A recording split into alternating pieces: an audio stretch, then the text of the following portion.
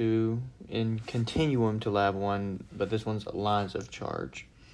In this lab, the purpose was to use lab 1 to create a more complex model for calculating the electric force on the charged tapes, like from tape A on tape B.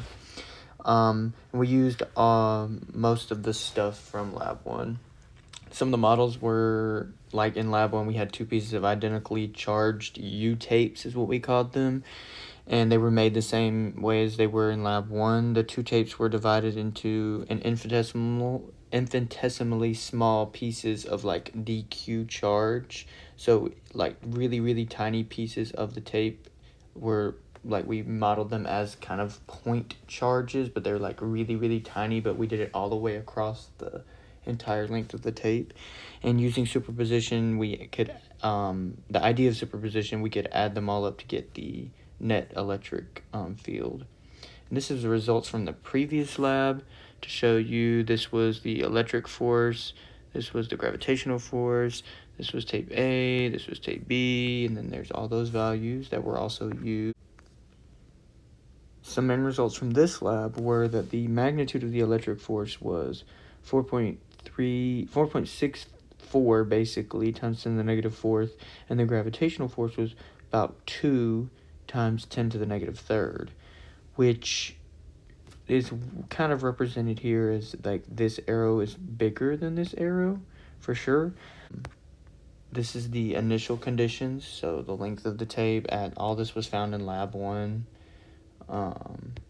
These are the calculations that were done, and we assume because Fnet was 0 because the tapes weren't moving to begin with, and we assumed the air resistance was negligible and all that.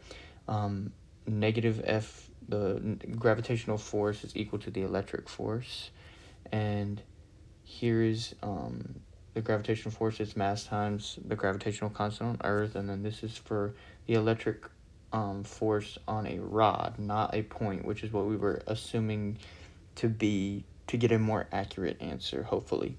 And then if you rearrange this for the charge, you get Q equals this number right here, because this is for the line rod of charge, and this is the point charge, what we got from the last lab.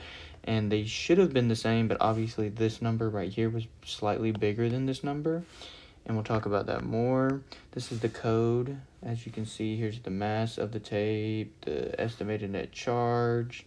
It's the rest of the code here. Assumption was that the charge distribution on each piece of tape was pretty much the same throughout the whole entire length, and that the tapes had the same charge. So the 2 tapes that we made in lab 1 had the same charge, but they could have had different charges. And what if you had modeled each of their tapes as a single point charge like the previous lab? Compare the estimated value of the charge you get when you use your experimental data to produce a point charge model to the value you got with your line charge model, which is what we did up here. This value right here from the line charge model was bigger than the one for the point charge. Why do these estimates differ? Is because the method that we used to find Q is different, wherein we used the electric field of a point for one, and then the electric field of a rod for another for this lab, and then also the 2 points on each piece of tape had one specific distance, whereas in this lab we had 1 point on tape A, and then on tape B we did a bunch of different distances, which is why the electric force vectors on the edges start going outwards. And then also the distribution of charge wasn't evenly spread out in lab 1. It was only on 1 point. We assumed that it was localized to 1 point, whereas on this lab we spread it out throughout the entire rod. And also, which value is closer to the real value and why? The line charge, using the equation as a rod, would be more accurate because it's closer to if we took an infinitely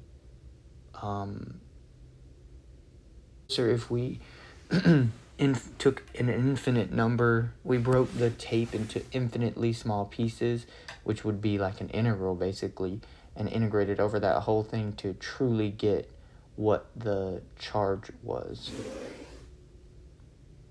So in conclusion, a line charge model, like we did in this experiment, is more accurate to what the like giving more accurate data and answers than if you just assumed that all the charge was localized in one point, because in reality it's not.